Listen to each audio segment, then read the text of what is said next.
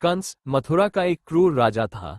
उसने अपनी बहन देवकी का विवाह वासुदेव से धूमधाम से किया। विवाह के पश्चात जब देवकी और वासुदेव रथ में बैठकर जा रहे थे, तभी आकाशवाणी हुई कि देवकी का 8वां पुत्र कंस का विनाश करेगा। कंस ने ये सुनते ही अपनी बहन को मारने का निर्णय कर लिया, लेकिन वासुदेव ने कंस को वचन दिया कि वह उनके हर संतान को कंस को सौंप देंगे।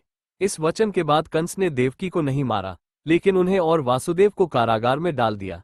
कंस ने देवकी और वासुदेव की हर संतान को जन्म के बाद मार डाला। जब देवकी के गर्भ में 8वीं संतान आई, तब भगवान विष्णु ने देवकी और वासुदेव को दर्शन दिए और कहा कि वह स्वयं उनके 8वें पुत्र के रूप में जन्म लेंगे और कंस का विनाश करेंगे।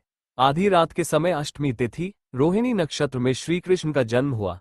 कृष्ण के जन्म के समय चारों ओर अद्भुत प्रकाश फैल गया और कारागार के पहरेदार गहरी नींद में सो गए।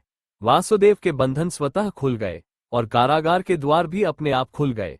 भगवान विष्णु के आदेश पर वासुदेव नवजात कृष्ण को टोकरी में लेकर यमुना नदी पार करके गोकुल गए। उस रात यमुना नदी भी श्री कृष्ण के चरणों का स्पर्श पाकर शांत हो गई। गोकुल में नंद बाबा और यशोदा के घर में उन्होंने कृष्ण को सुरक्षित पहुंचा दिया। उसी समय यशोदा ने एक कन्या को जन्म दिया था।